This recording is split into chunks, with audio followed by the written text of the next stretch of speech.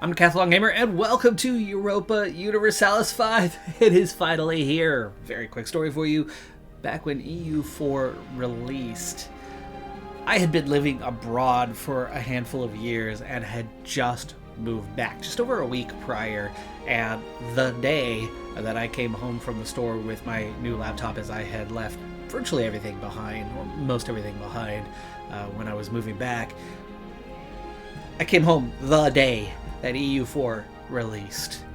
Picked it up, had no idea it was even on the way, hadn't heard of it, but man oh man, perfect timing.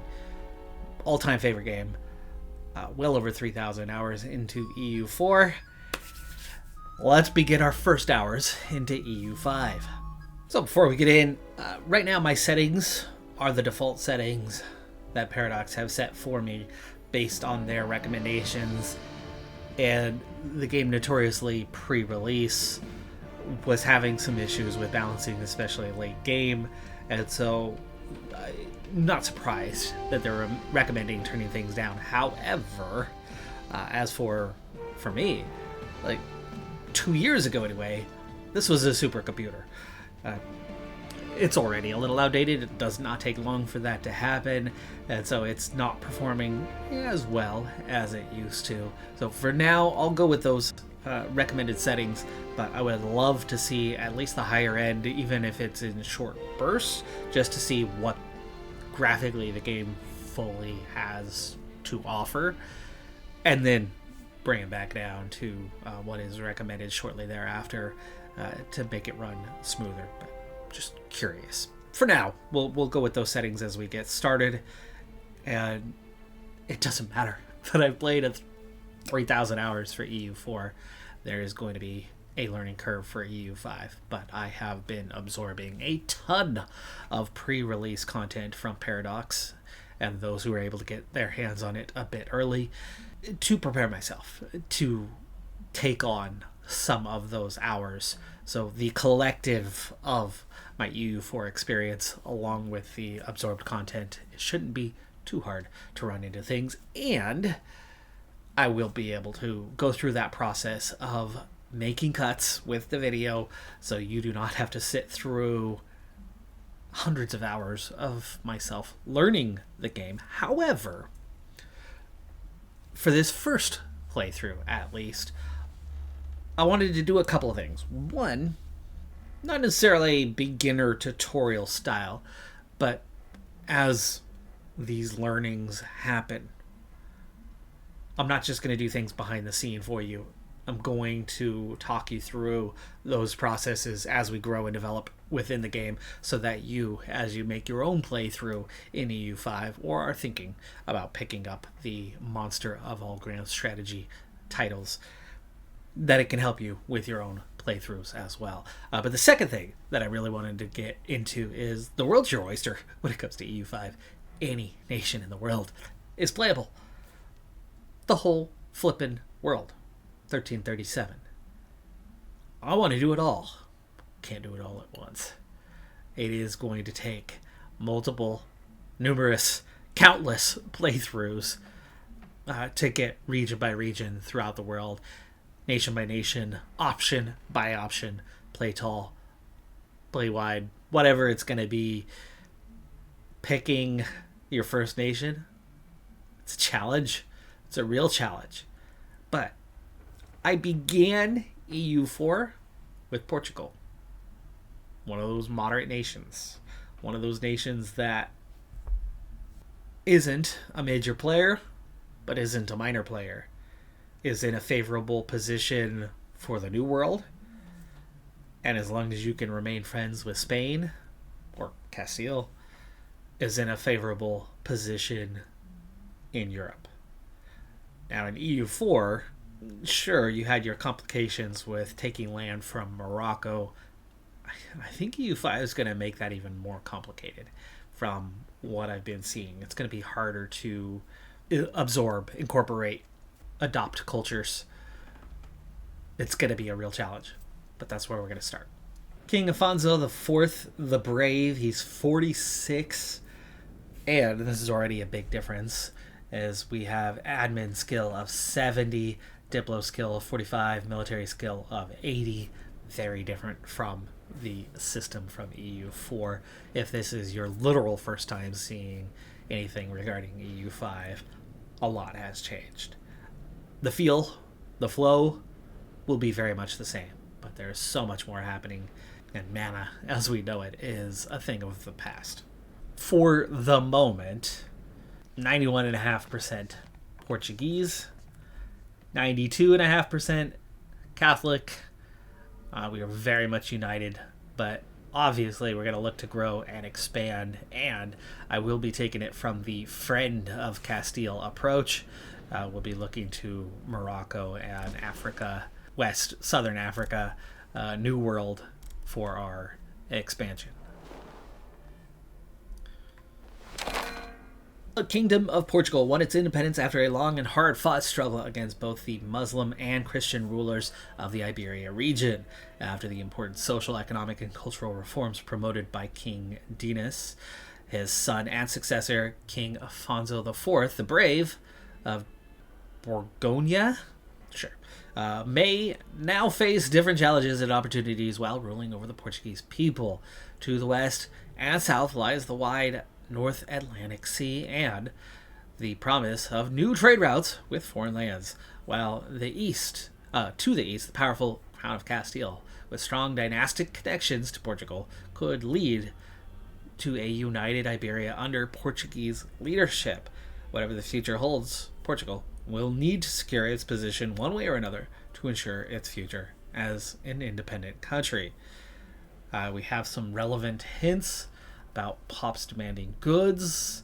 We need commanders. We have cabinet actions. There is research to do. I have not seen a good look at the research tree, other than it's very different than before. A lot more like a Hoi 4, Hearts of Iron type research tree now. We have possible rivals. We need allies. We know right where to look for that one to start. And we are actually beginning with a negative balance. Let's get a quick lay of the land. Like I said, we are going to treat this as if we are all beginners, and realistically, at this point, we must all be beginners. Even with that EU4 experience, EU5 is brand freaking new, minutes since release.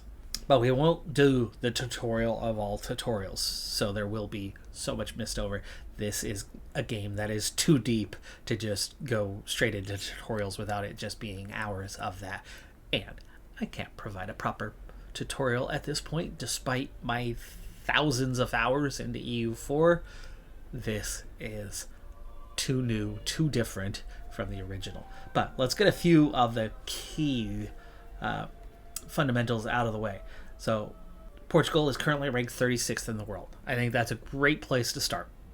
We are nowhere near the top 10, but we are a very stable, moderate power within the world. There's way more than, say, 72 nations out there. Way more than that. So we're still in the upper echelons, but nowhere near the top end. Plenty of room for growth, plenty of larger challenges out there that we are not prepared to handle, but we're definitely bigger than a play tall type nation. But we are large enough, at least, that we are a kingdom. Okay, now looking up to here, the estates have made their way onto the UI. They are now always visible. They are playing a bigger role. EU4, I don't even think they were around when it first launched. It's been so many years and so many DLCs. So much has changed. I, at least, do not have the memory to recall when and where each thing was added or evolved, re-evolved, reimagined again and again throughout that process. But I'm pretty sure estates were not there when it first launched. But now, they're a key component of EU5. We have the nobility, the clergy, the burghers, and the commoners as the four primary estates, at least for the Kingdom of Portugal. Now, a lot of my build menu kind of stuff is all along here. We'll get into those in a little bit, but here is the overall for the estates, and that is the crown has 23% of the power, nobility has 38%, clergy 20%. You can, to an extent, ignore the burghers and the commoners a little bit as they hold less power. The nobility, really got to watch out for them as they hold not a majority, but at 38%, they have the most power by far. Moving on over, this is our ducats. This is our gold. Doesn't work in the exact same way that it did before, but it still very much is a key component to how we do. This is the coffers of the kingdom, not of every penny collectively out there, but the crown itself has currently 368 ducats. But at this moment, having not even unpaused the game yet, day 1, April 1st, 13:37, 8 a.m., we are losing 10 ducats monthly. That's a lot. We need to fix that. Our income is only 15 ducats, which is based off of taxing of the commoners. It's a ton of people, but it actually only adds up to a small amount. The burghers, food, and a small tax on nobility. It looks like the tax... Oh, yeah, the tax percentage. Commoners are being taxed at 42%. Burghers at 34%. The nobility at just 10%. Yes, apparently we live in an oligarchy already here and now. Resembles the real world significantly. The expenses, though, significantly higher. Fort maintenance is a big one. If we can mothball forts as we could in EU4, that might be a fantastic way to resolve some of the financial issues that we have right now immediately and flip things in a good direction. But we'll get into that soon enough. Stability. It is no longer a -3 +3 scale, 1 point at a time. It is now -100 to +100 with point by point in between. So the scale has opened up significantly on that, but the functionality is the same at a +29. That is essentially a +1 comparative to EU4. That's our population. It immediately changed the map view as I hovered over this. Interesting that it did so. We'll come back into that one, but our top 5 locations are Lisboa, Alvalade, Sabugal, Serpa, Torres Vedras. And I think that's growth rate. I think that's what the +10, +9 is that they are growing at that sort of rate. 10 new births on a monthly basis, or more realistically, 20 births and 2 deaths type thing, or a combination of birth, death, migration, right? Anyway, legitimacy, same thing now. It too has gone from, or no, it was already on this, but this also has a scale, and I believe that the legitimacy also goes into the negative range, as does the stability these days. I believe it's a -100 to +100. Prestige, same sort of scale as before. And diplomacy, done differently now. You don't have raw individual diplomats that you send to do tasks.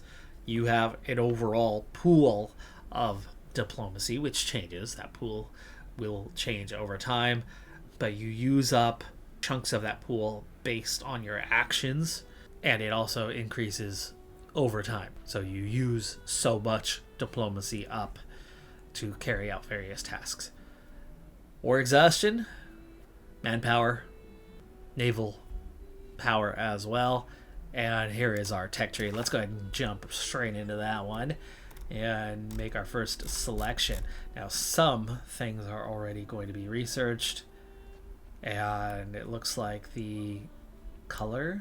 Let's see, how do I know that that's been researched and other things have not? Age of Traditions, Portugal is completely done, at least on this set.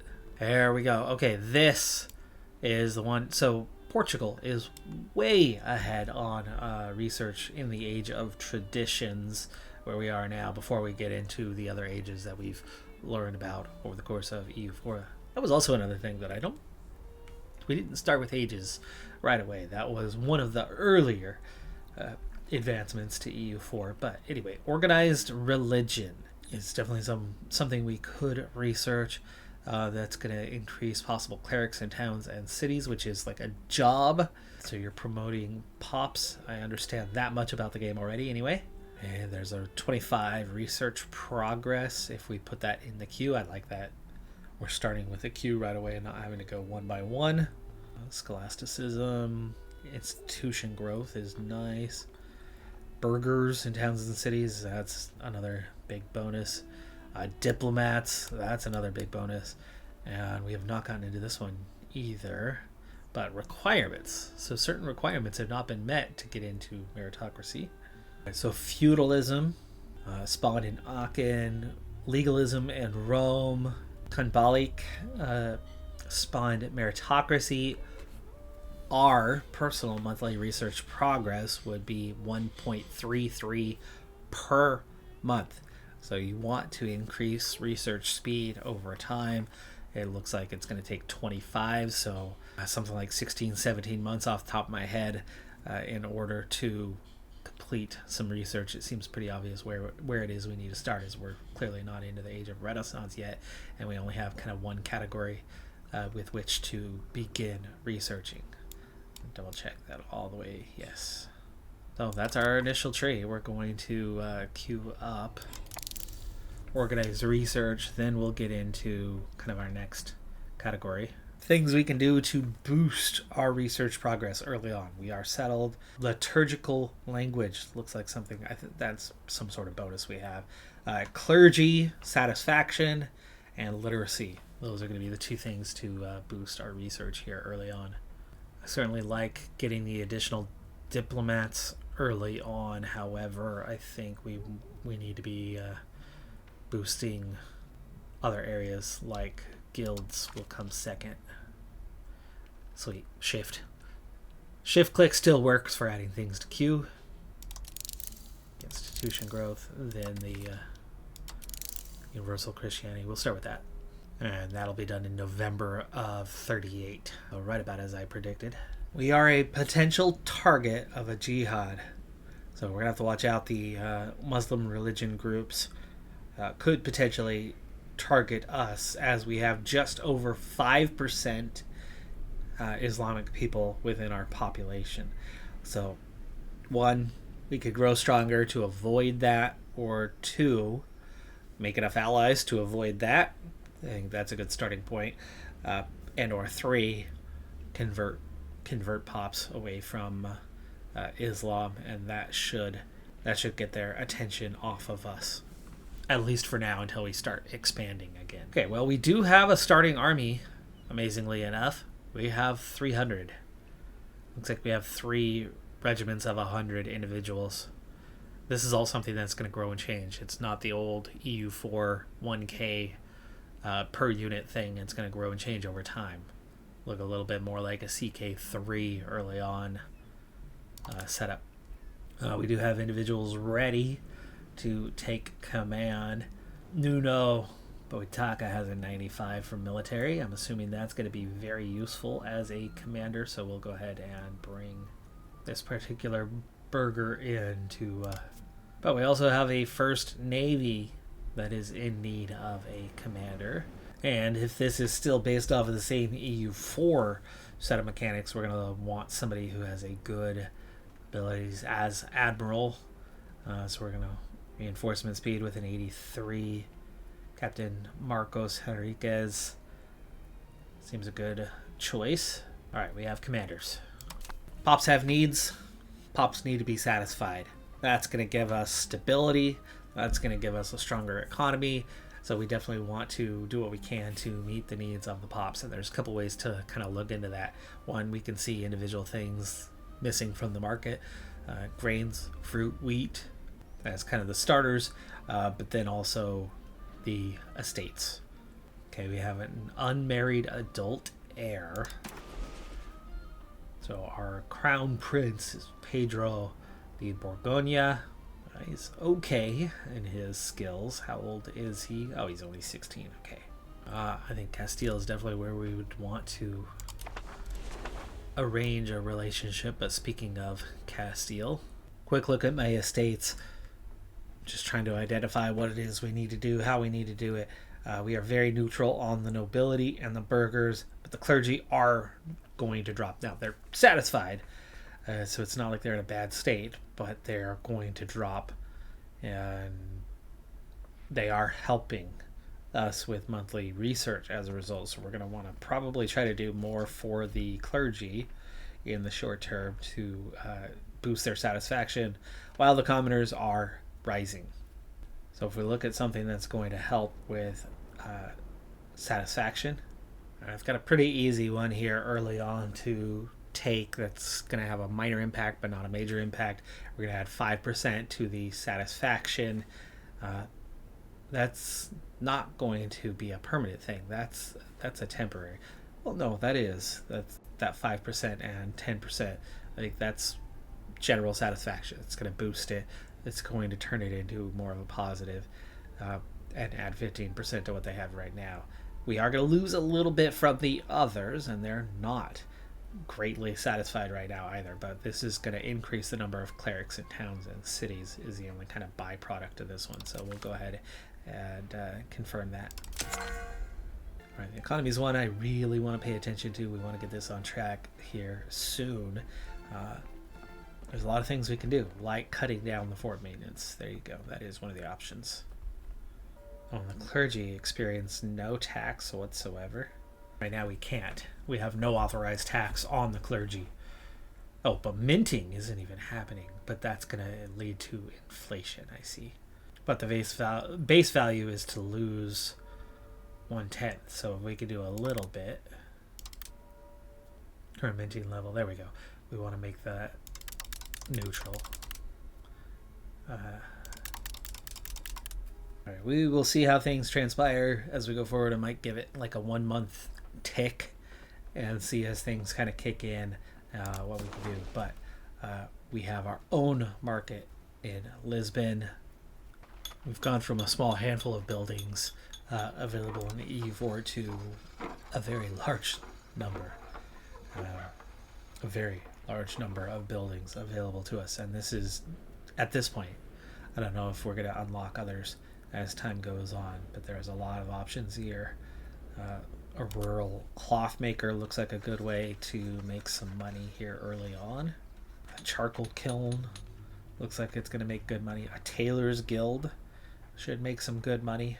A jeweler's guild will certainly make some money. A carpenter's guild. I want to start a little bit on the small side, so we're going to go with the cloth maker here first. It shows what you're... Okay, so looking at this screen, Setable, Salvatierra, those are the best places to put it. I like that it's showing that, so we want to put this in Setable. And of course, this is very close to Lisbon, and there's going to be a reason for that. Cost is 33. Salvatierra is also a good one. We'll put one there as well, so we'll start with just a couple of those. But we already know that there is a shortage of goods. No, that's profit. There we go, goods balance. We want to take care of these issues that we have within our own market to help our finances. All right, we can increase local wheat, rice, and sturdy grains output by 10% by building windmills. So I'm thinking about putting in a couple of those here early on. But I don't know where our wheat output is at its highest, so I'm gonna have to figure that out before we actually build these windmills. And that means changing map modes, which there are so many more now than there were before. Okay, so wheat is one of those base products, and that's the screen we're looking at now. So as you get into like Castile, there is wheat. We have livestock and fish and wine, lumber, there's fruit. So we want to increase a place like this by adding a windmill. And here, actually, as we're close to Lisbon, we're going to have high control levels. So I think a windmill here and here is going to make a lot of sense. So we're going to build a windmill here. And we're going to put one in each of our 4 wheat provinces. It's a one of one kind of thing anyway. We also have need for fruit at the same time, but let's take it on one task at a time here. Cabinet actions. Let's start there before we unpause. We've played all this time, and we still have not unpaused the game. Don't worry, we'll get there. There's a lot to do, though. You have a couple empty cabinet slots. Thinking I want somebody with high admin skill. And let's assign a cabinet action. Before we get into our second cabinet member, it'd be nice to know what it is they're going to do for us. Their skill matters a lot on what we select here, but we have societal change, monthly development increases, relations would definitely be a good thing with Spain. Migration. Control's probably a good thing. We know the assimilation is also a good one. But let's see what we can do about increased control. Okay, so Porto has some control because there's a port, or because it's a town. It's these more rural areas, and I think right here with 2 wheat farms, this would be a good area to increase control within. Same here, for that matter. More control means more taxes. Means we don't run out of money. Okay, let's get another cabinet member, and I think getting a balanced one. Maybe a few more options. At least he can do something militarily if we need.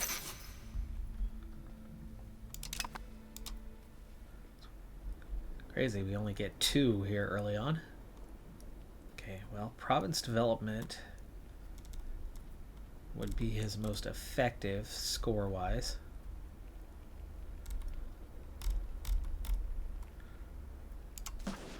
We'll do this locally, where we know it's high already.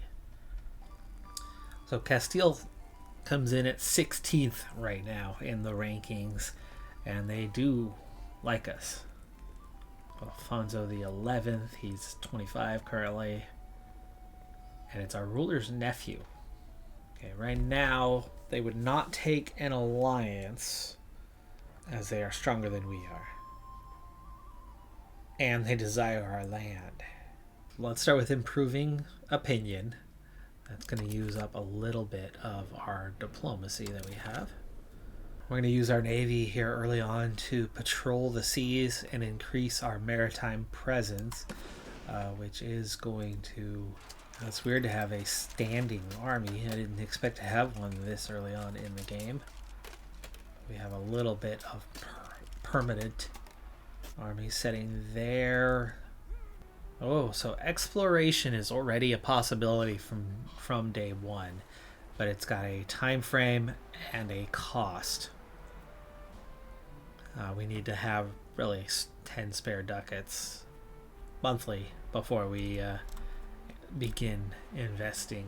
The Azores are currently incognita, so we are going to want to research here at some point. If we go into diplomatic actions, we can see who is willing to be an ally with us right now, and there's only one nation. Okay, I guess that's our first ally. Okay, well, we already know that Castile does not like Morocco, so I think that's a good target for us.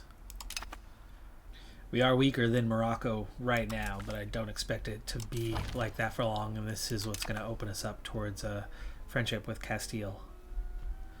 Their ally is Tunis, so that might be a good second rival.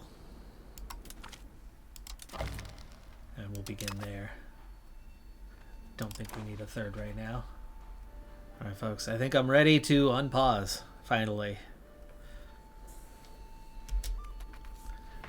Let's go. We are a couple days into the game, finally. Now, once I get the end of this first month, I think we'll get a much, much better idea of what our economy actually looks like. Well, there you go. It's already changed to the good here a fair bit. Now it's just 5. Incomes come up as the market in Lisbon begins. Rivalry declared. There we go. That's us in Morocco. It's on. There we go. And as we tick past a month, all of a sudden we have a positive balance on the ducats. That's what we were looking for. It's not a great positive balance, but it's something. Tlemcen have already declared war against one another. Alright, fruit is still missing from the market largely, so we're going to definitely want to address that one. It's number 2 on the list of missing items. But our food stockpile is growing, that's good.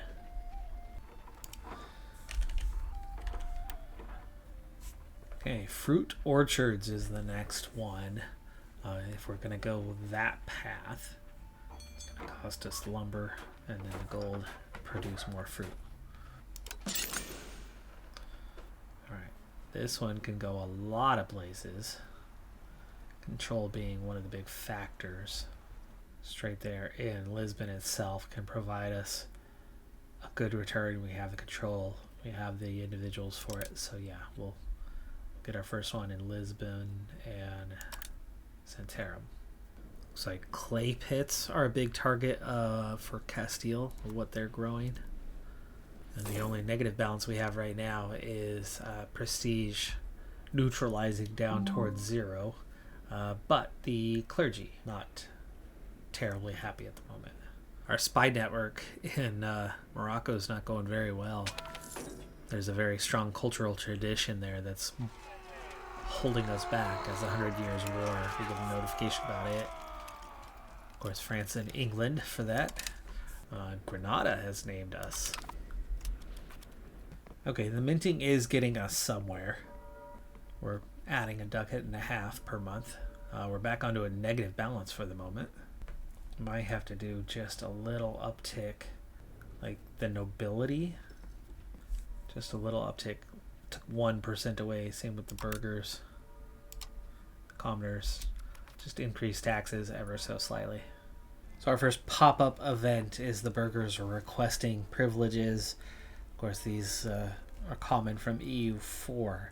We can gain 10% state satisfaction while taking 10% from the nobility. And neither one of them is in a happy place. Or give it to the nobility. I think the nobility being happier. They have more influence. We're going to go with the nobility. Now our population is growing slowly. But we've got to take care of our finances first and foremost. We need a positive balance here. The offer alliance score for Castile is not as bad as it was, but it's still not good. Them desiring some of our land is not helping us. Oh, come on. Wow. Did not expect to land this in the first months of the playthrough. I mean, obviously, you're always going to encounter this at some point, but the hunting accident death of your heir. Sorrow overtakes the court. We have lost our heir. It's an event. Pops up in virtually every playthrough that you're ever going to have in Europa Universalis, but to have it in literally the first year of the first run, it's got to be like less than a 1% chance. You can make 100 playthroughs and that's only going to happen once. Alright, inflation is rising slightly, so we're going to turn down the minting just a hair. Our legitimacy is fairly good and increasing at a rapid rate. We can decrease costs a little bit to offset. I think the fort maintenance is the one that if we turn it down just a hair, get our balance closer to neutral. But again, I think waiting for this first year to complete, first round of buildings to be done, and see what that does for our economy first.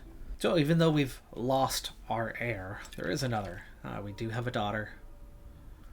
So at 24, right now I really have very little control over what I can do with her. She's already an adult. So we can't do extra to educate her or anything like that at this stage. There we go. We're going to start to get all these buildings come complete.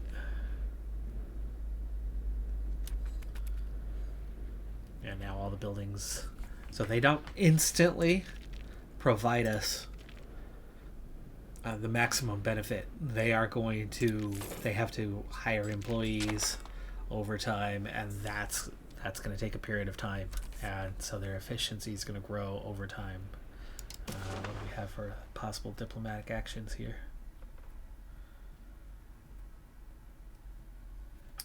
Form new defensive league. Castile calling for help. Conflict over the Strait of Gibraltar seems to heat up once more, and an envoy of Castile has reached our court to ask for an alliance to repel the Sunni armies once more in glorious battle. We create an alliance. Perfect. Yes.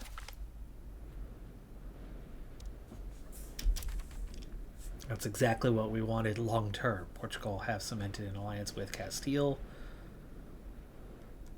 That's a lot of diplomatic capacity for us, though, to maintain it. That's okay. Now, the reason why they can't just instantly go out and hire employees for all of these new buildings is they essentially have to promote. They have to train them. So you have to take essentially a peasant and train them to become a worker. The University of Coimbra was originally founded as the University of Lisboa by our dad. Came back in 1290. It was given the name of Estudo Geral, and it remained in the city until 1308 when it was moved to where it is today due to the conflicts with local citizens. Since then, however, those conflicts have finally subsided, and the rule of King Afonso IV the Brave could see the university be returned back to the capital. It's probably a good thing as we have more control there. Okay, yeah, let's go for it. I have been looking at the possible rivals list, and Tlemcen is kind of the only natural rival to have. And we're actually stronger than them. And that's finally our 3 rivals taken care of. Economy still has not gotten into a positive balance just yet.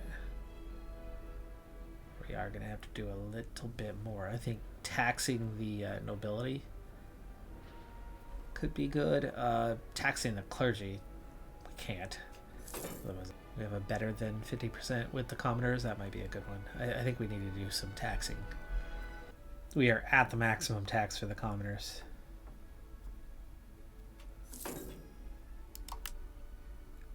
Tax the burghers and the nobility a little bit. Oh, we get to vote on a resolution. But we'll definitely just turn down the fort maintenance a little further.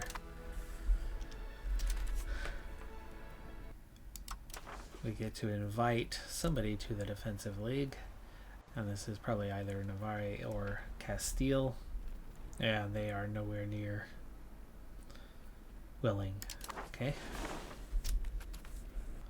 We're going to offer a guarantee to Navarre.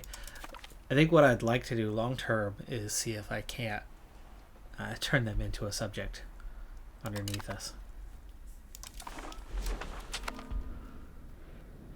Oh, weather and festivities. Festivities probably going to cost a lot, and we do not have the finances for that right now at all. So we're going to lose some prestige.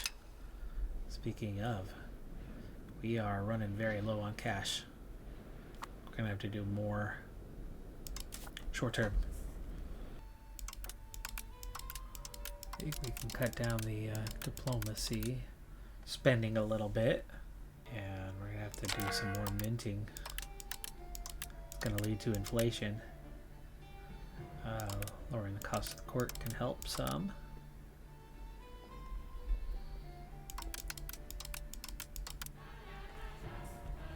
Okay, positive balance. Okay, we have some research done. The first one, organized religion. Possible clerics in towns and cities is plus 50. Max literacy for clergy. That's definitely going to have a long-term benefit too. We don't have any money to spend, otherwise I would spend. There we go. Now we have a positive balance and growing rather rapidly, enough so that I think I can actually turn down some of this. We don't want inflation. Inflation's bad. Well, the number of missing employees is down to just those rural cloth makers. And they're still only just a little over a third of the way. So it's taken a lot longer. The task is a lot harder there than it was to run the windmills, apparently. Starting to figure things out, though, as we proceed forward a few years. Of course, we haven't done anything major yet, but trying to understand the economy and how that's functioning, and get us into that positive balance and doing what we have to do. Still a number of unprofitable buildings out there. Too many tanneries from the looks of it. We do have a single unhappy group that's building towards rebels, but not in the way that we are used to seeing. It's been building for more than a year already. The Sunni Zealots still have 0.66%. Okay, we can make friends with Andorra too. Didn't expect them to be here. They are in the game and tiny. The minting is back into a problem, and suddenly we have a negative balance once again. Now, of course, it is possible to go into debt. We can take loans, but anything and everything you do in those regards, it's something that really snowballs. It spirals out of control quickly and easily. So trying to avoid that is still really important as we figure things out here. Of course, inflation is one of the ways to kind of get around that, but as we can do more minting to make up for it and avoid going into debt. For now, though, it's really important to keep inflation down to near nothing, otherwise you can't do anything.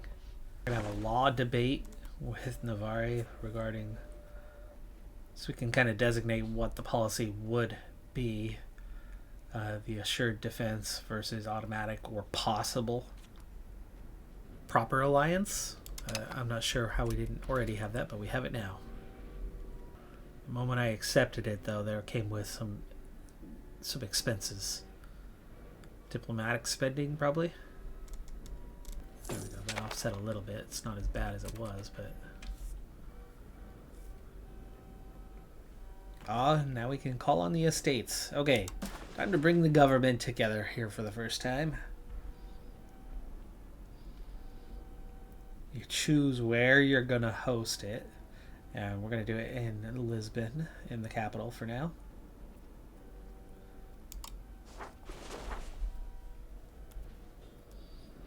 And then choose what to do. And I think this is our chance, our likelihood of success. Host army exercises. It's army tradition decay. Promote castle works.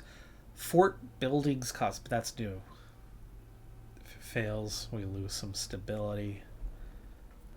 Well, army tradition would definitely be nice before we get into some wars, so we're going to do the host army exercises with the 38% chance. Cost of court, not expensive during this period, but enough that we need to fix things.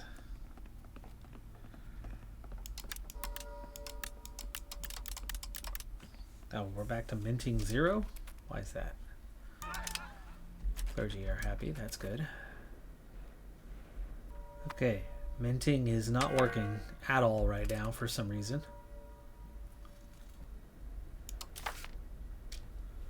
Okay, we've already increased parliament support to 49%.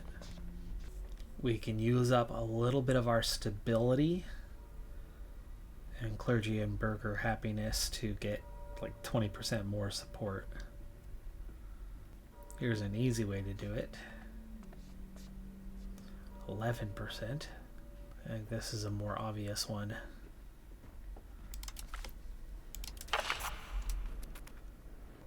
So we're up to 70%. 135 days till that's going to be decided. Life in Lisboa. As representatives of areas that are sometimes quite distant from Lisboa, many Cortes Garay members often find that life in Lisboa during their visits is very different from what they are used to. Some find it both cramped and filthy, and many seem quite relieved when they get to return home. What do we got? Spend 25 ducats or lose 5% support. Well, we don't have the ducats to spend, so that hurt. That brought us down to 63%. 84 days here, so it's going to be done fairly soon. Diplomatic offer alliance. Andorra does not want it right now, but that's very near.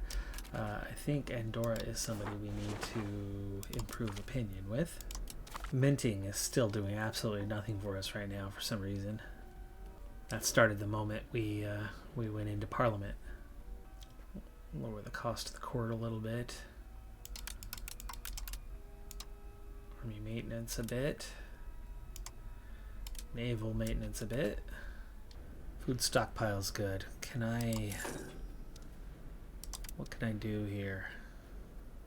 Can we sell some? Oh, there we go. That's come to an end. And it has passed. So we gained plus 10 army tradition, which was nice. And just like that, we are back on track as our court costs went down a bit. Still no idea what's going on with minting, though, and why we suddenly can't. Lack of access to needed goods. That's why there's no gold or silver to mint. Too many tanneries costing us money. I'm wondering if I need to get rid of the one in, like, say, Lisboa. But that's not a major loss. Or a saver, that is. There we go. Research. Guilds. Possible burgers. Max literacy for burgers. It's going to help us make some money. Alright, folks, we've already gotten all the way to 1340 here. Yeah, we're just trying to find some stability within our own country financially, right? We're right at that bottom edge. Trying to make more money than we're losing. I feel like we are starting to get somewhere, at least with it. I think I'd like to test what it's going to be like to get rid of the... So right now this tannery in Lisbon is costing us money. We're spending more than we are making out of it between the livestock, sand, and tools. And I don't think it's necessarily the goods. It's just that there's not enough need for leather. So not only, I think, would it benefit us to get rid of the tannery here and save that 0.15 ducats, which isn't much, but I think you get a little bit less on the market, which is going to help the price ever so slightly and help resolve what you're getting everywhere else, which is our 7 worst buildings on the market are all tanneries.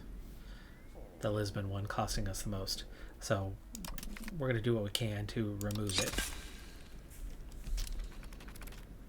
and see if that does anything to help with the price of the others over time. Now, I think it's going to take time to see any impact of that one on the market.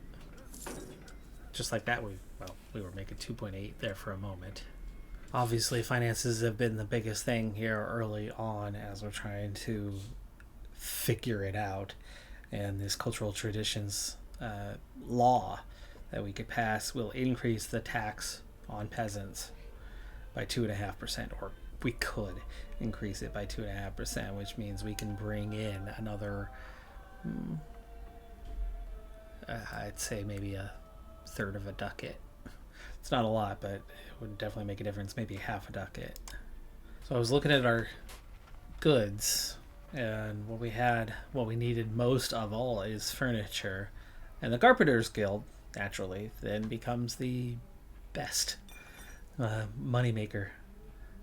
But the market building is going to cost 50, which we don't have. I'd really like to get us to 50 soon, because that's a significant increase.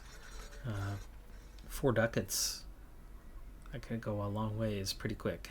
Minting is once again a possibility, though, so we're going to get those temporary 3.5 ducats. Make some money.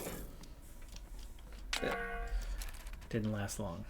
So minting is very much a temporary thing right now, as we just do not have the gold or silver on the market. But look how the tanneries are not as bad as they were. Possible defense is what's been adopted, even though it was split. So Navarre did not vote in favor. Current status in the 100 Years' War is that France has the bulk of the strength at 73%. And it looks like France also holds a good amount of territory. So, task one, finances. It's not good, but we finally have a balance that's been hovering between 1 to 2 ducats, and it's slowly growing. The moment we get to 50, we're going to spend it. I might even spend it a little bit before then. I'm just nervous about grabbing a loan and seeing that balance get worse. It looks like we are seeing a war, potentially, occupied by Castile. So Castile is at war with Morocco and Granada. They did not invite us to that war. They are fighting on without us. But that's going to be a big step for them. Not yet for us, though. We can't afford the levies. We can't afford to pull them out of market. We are still fixing finances within Portugal. Second big task was make alliances. In Castile, we've gotten there. We have an alliance. Navarre, Andorra, we have alliances, and we're working on those defensive pacts. So, good, strong basis to move forward. There is potential, maybe, to get Castile as a junior partner, but I don't see them taking that on lightly, especially when they are significantly bigger and stronger than we are. Figured it out. First and foremost, we're getting there on starting to understand the game a little bit, but I'm a couple hours in for this first episode here and feel like I've barely cracked open the can of what is EU5. There's going to be so much to pick up on for now. Really trying to make sense of the market first and foremost and see what I can do to get us going. At least I understand what's going on with the minting now, and somehow we've gone from 36th up to 33rd without doing a thing, without growing at all.